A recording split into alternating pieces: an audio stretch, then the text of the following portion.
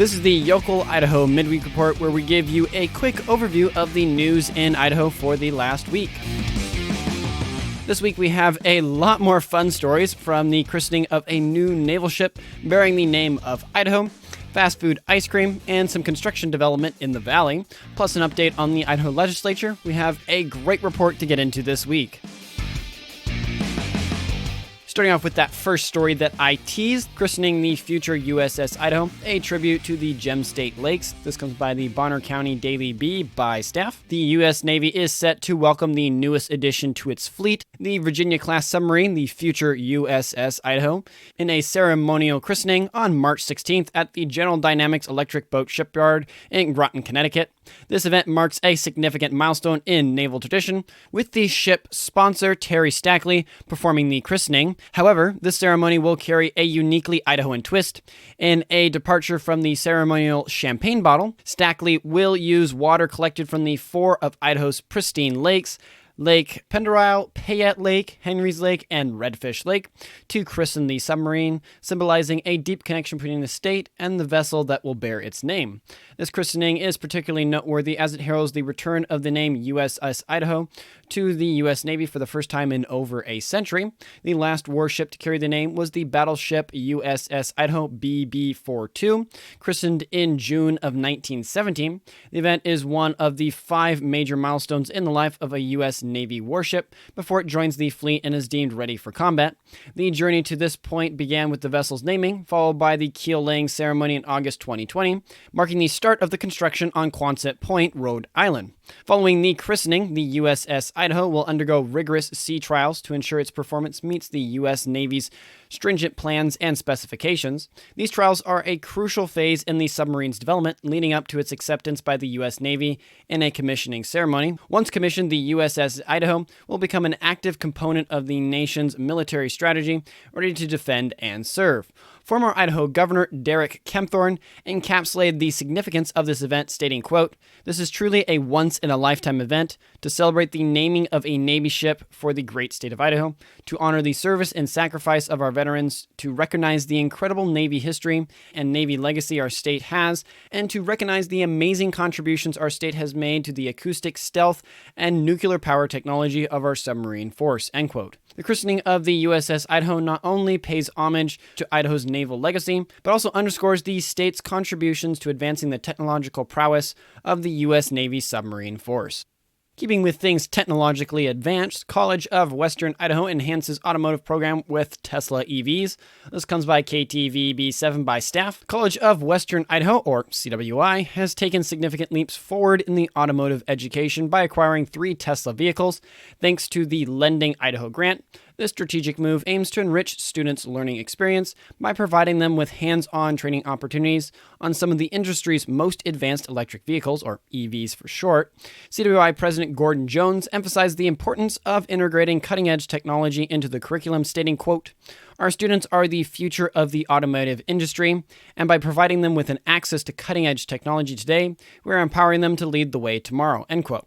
This initiative is part of a broader effort supported by the Idaho Division of Career and Technical Education and its state administrator, Clay Long, who highlighted the importance of modernizing and expanding career technical education programs to meet the demands of high-skilled, in-demand careers in Idaho. By incorporating Tesla vehicles into its automotive technology and collision repair programs, CWI has not only enhanced the educational experience for its students, but also aligns with the state's mission to prepare the workforce for challenges and opportunities of the future. This initiative marks a significant milestone in CWI's journey to provide top-tier educational opportunities and reinforce the importance of innovation and adaptability in technical education. Now, if you thought that one was a little bit too corporate, we have a sweet treat waiting for you in Garden City. Baskin-Robbins introduces Drive-Thru ice cream experience in Garden City. This comes by the Boise Deb by Gretchen Parsons. Garden City has welcomed a new twist on the classic ice cream parlor with the opening of the Baskin-Robbins at 7281 West State Street. This new location stands out as the first Baskin-Robbins in the area to offer a drive-thru and walk-up only service, a concept introduced by the owner, Montgomery Bolt. Situated in the former Oliver's Daily Grind Coffee Hut, the ice cream chain is serving up to its famous famous 31 flavors in a convenient grab-and-go format just 2 miles from its previous location, which has since become Stella's ice cream shop. Bolt's vision for the innovative Baskin-Robbins is to cater to the growing demand for quick, high-quality ice cream and desserts. The store may be compact, but it doesn't skimp on offerings, providing all the products found at a traditional Baskin-Robbins location, including custom cake ordering and pickup.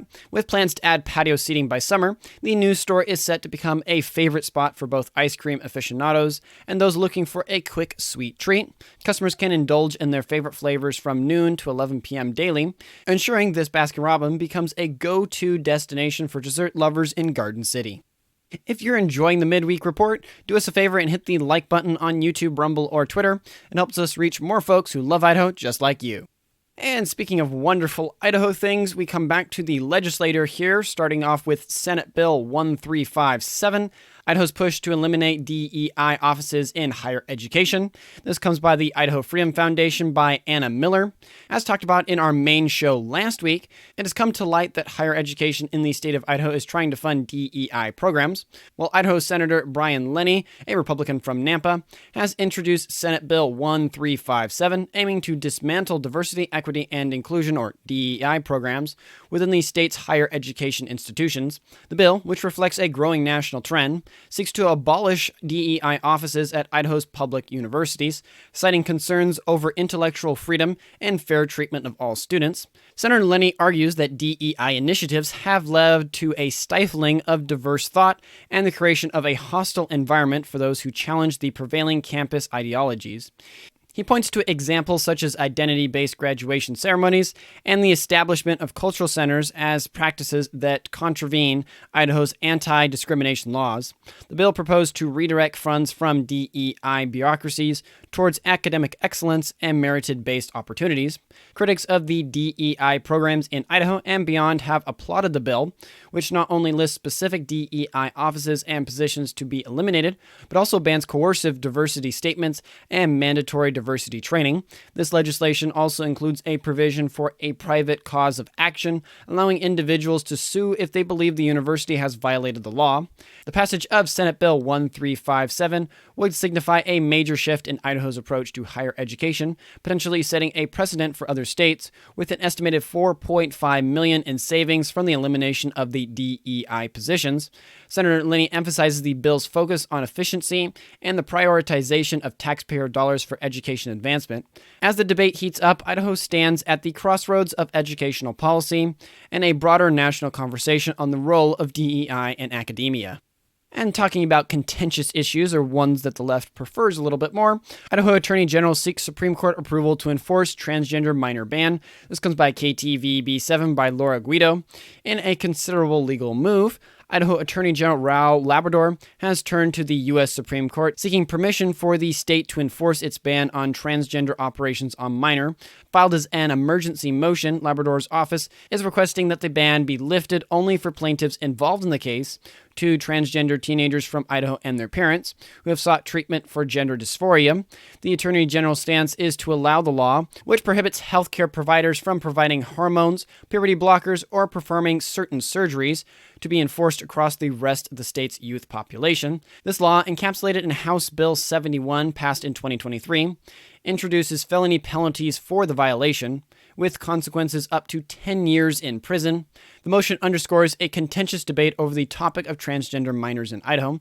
The American Civil Liberties Union, or ACLU of Idaho, Rest Collective, and other legal groups have challenged the law, arguing it is unconstitutional. Despite U.S. District Judge Lynn Windmill granting an injunction that halted the law's enforcement, Labrador's appeal to the Ninth Circuit Court of Appeals was denied, prompting his latest appeal to the nation's highest court. Labrador's efforts to enforce House Bill 71 reflect a broader national conversation on transgender rights and healthcare, positioning Idaho at the forefront of this legal and moral battleground. And then coming to our last political one here, an ongoing saga of Bingham County's Republican Party. This comes by the East Idaho News by Mary Boyle. In the latest chapter of the Bingham County Republican Party's internal strife, Idaho Republican Party Chairwoman Dorothy Moon found herself at the center of a controversy after nulling a Bingham County election last year, a move that District Court Judge Darren Simpson has since upheld. The lawsuit, initiated by Bingham County Republican Central Committee, or BCRCC, accused Moon of overstepping her bounds by invalidating an internal election deemed illegal by the state party leadership. The conflict arose from disputing an election process, with both sides accusing the other of not adhering to party rules. The crux of the disagreement centered on an election timing and procedure, specifically whether the outgoing chairman could influence the selection of his successor. BCRCC sought to validate its July 2023 election and challenge Moon's authority to void the election alongside claims of a breach of contract and bad faith dealings. Judge Simpson's ruling in favor of the Idaho Republican Party, or IRP, and chairwoman underscores the importance of adhering to party rules and the bylaws. The decision emphasized that the state chairman possesses the authority to declare county organizations' actions void if they fail to comply with the IRP's rules or the organization's bylaws. This rule not only vindicates Moon's actions, but also sets a precedent for how internal party disputes might be solved in the future. The ongoing battle and its implications have stirred discussion within the Republican Party, both locally in Bingham County and statewide, as the BCRCC's claims of breach of covenant of good faith and fair dealing advance to trial. This case continues to underscore the challenges of maintaining unity and procedural integrity within political organizations. This dispute in Idaho's GOP landscape serves as a microcosm of a broader tension that can arise within political parties, highlighting the delicate balance between authority, tradition, and the pursuit of fair processes. Has the show been valuable for you? Don't hesitate to share it. Your shares help us spread the word about our beautiful state. And then coming back to the Valley for some more fun things to kind of blow off some steam after those stories. Boise welcomes S2 Pickleball Gym. This comes by KTVB7 by staff. Boise, Idaho is now home to a groundbreaking new sports facility, the S2 Pickleball Gym, marking a significant addition to the city's vibrant sports scene. This first-of-its-kind indoor gym in Boise boasts 9 pickleball courts, offering a dedicated space for both newcomers and seasoned players to enjoy the rapidly growing sport. Beyond the courts, the facility enhances the player's experience with a range of amenities, including smoothies, acai bowls, golf simulators, and recovery therapy services. Designed to accommodate tournaments, S2 Pickleball aims to become a central hub for the pickleball community in the region. The gym's grand opening was last February 23rd and Saturday, February 22nd, located at 3615 South Federal Way. The facility will operate from 5 a.m. to midnight, offering flexible options for playing, including space reservations, open play, private event bookings, drop-in play, and private lessons. Zach Spencer, co-founder and owner of S2 Pickleball Gym, expressed his excitement about bringing this dedicated pickleball space to Boise, emphasizing the goal of creating a welcoming environment that fosters growth of the sport. With its comprehensive approach to catering to pickleball enthusiasts, S2 Pickleball Gym is set to impact Boise's sporting landscape significantly. And speaking of things impacting, Meridian's last double silo faces uncertain future amid development plans. This comes by the Boise Dev by Ann Daly. A piece of Meridian's agricultural past stands at a crossroads in the heart of Idaho's Treasure Valley. The last double silo in the area, a silent witness to the region's rich farming history, now finds itself in the middle of a proposed development project known as Farmstone. This development, spanning over 27 acres on the Eagers farmstead, requires annexation into Meridian and aims to introduce a mix of commercial buildings and an extension of the Vanguard Way. However, this plan has ignited a debate between the forces of progress and the advocates for historical preservation. The proposed quote, mixed employment, end quote, zone for the Farmstone seeks to create an economic landscape, allowing for office spaces, research facilities, and specialized employment areas and light industrial use. Yet it is the fate of the iconic silo that has captured the community's attention. The Meridian Planning and Zoning Commission has delayed hearings on the project multiple times as developers, and the Meridian Historical Preservation Committee seeks a compromise that honors the past while looking to the future. In response to the concerns, new plans for the Farmstone property, including relocating the silo for a public display and creating a memorial on the site to commemorate their historical significance. Early concept maps have evolved to include 6 buildings, a multi-use path, and a central plaza where a monument for the silos, possibly constructed from the original materials, will stand as a testament to the area's agricultural heritage. Despite these efforts, the challenge of preserving the silos' integrity during the relocation remains daunting. 2 moving companies have assessed the task, with one declining and the other not yet to provide a definite answer. The unique construction of the silo features keystones like bricks held together by steel rods, poses a risk of disassembly during an attempt to move them. This has led to discussions about a best way to honor the silo's legacy, with some advocating for a retention on the site to maintain the historical fabric of Meridian. And speaking of things to preserve, the Idaho Fish and Game acquires over 5,500 acres of wildlife habitat. This comes by KTVB7 by staff. Idaho Fish and Game have expanded its conservation efforts with the acquisition of 5,533 acres of land in Elmore County, securing high-quality habitat for deer, elk, and other wildlife. Funded by the Bonneville Power Administration through the Southern Idaho Wildlife Mitigation Agreement, the $7.86 million purchase is a proactive step to compensate for wildlife habitat loss contributed to hydropower projects. The newly acquired land, which officially became IDFG property in early February 2024, offers a, quote, valuable winter range, end quote, for wildlife and will also be accessible to the public for recreational activities, enhancing access to adjacent public lands. The seller's decision to approach IDFG for the sale reflects a desire to preserve the land's rich wildlife population and prevent potential development. This land is a crucial part of the Boise River Wildlife Management Area, supporting an estimated 1,800 mule deer and 700 elk, along with a variety of other species, including California quail, mourning dove, chakar, and gray partridge. The IDFG director, Jim Fredericks, expressed gratitude for the landowner's desire for the conservation and support from the Bonneville Power Administration. As IDFG begins to make the property more accessible by installing gates and fences and creating routes and parking areas, they have asked for the public's patience. The land is currently serving its intended purpose as a sanctuary for deer and elk during the winter months, and it will take time to prepare it for broader public use. Don't want to miss out learning more about Idaho? Make sure to subscribe or follow us so you don't miss any of our future content. And then closing us out here with our last two stories, Moscow Police Chief James Fry announces retirement after 29 years of service. This comes by KTVB7 by Patrick Henkels. After nearly 3 decades of dedicated service, Moscow Police Chief James D. Fry has announced his retirement from the Moscow Police Department effective May of this year.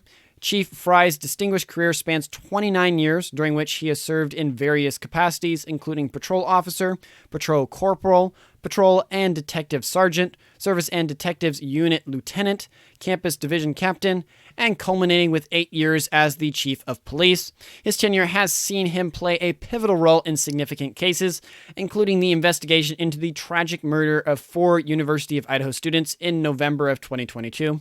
Reflecting on his career, Chief Fry has expressed his honor in serving the citizens of Moscow and contributing to the law enforcement profession. He takes pride in the culture, leadership, and personal development within the department, and he is confident that the legacy of excellence in professional law enforcement will continue. As the city of Moscow prepares to select a new police chief, the community looks back on Chief Fry's impactful career and forward to the future of the department under new leadership. And speaking of things up north, Wallace City Council approves bid for long-awaited 6th Street Bridge replacement. This comes by the Shoshone News Press by Josh McDonald.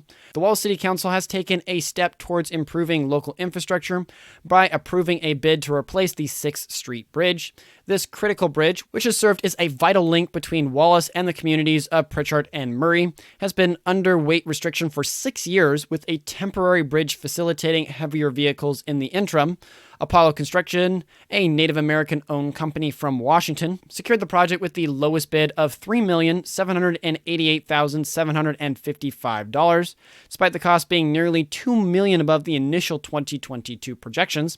The city's financial commitment to the bridge's replacement has grown significantly from the estimated initial $12,000 match to a substantial $119,000 already invested, with an additional $96,000 now required due to the bid's discrepancy with the engineer's estimates. Wallace is seeking emergency funds from the local Highway Technical Assistance Council to help cover these unexpected costs. Meanwhile, the temporary bridge has been a placeholder for the past year, may recoup some funds if sold, with the Shoshone County previously expressing interest. City Clerk Kirsten Larson has indicated that Apollo Construction is eager to commence work on the bridge replacement as early as next month, taking advantage of the warmer weather. This project promises to restore full access across the South Fork of the Coeur d'Alene River. Now that said, we come to the end. Thank you for listening to the entire report. I sincerely hope you found it enjoyable and valuable. If you like the Midweek Report, make sure to check out the full show where John and I talk about the main stories going on in Idaho and discuss them. Also, if we missed any important points or provided incorrect information, please feel free to reach out to us via email at localyocalidaho2022@gmail.com or on Twitter by tweeting us at localyocalidaho. With the small team we have, we're not able to cover everything, but we do our best to cover the most interesting and important stories. Thank you for your continued support and assistance. That's all for now, and I wish you a fantastic rest of your week. Godspeed.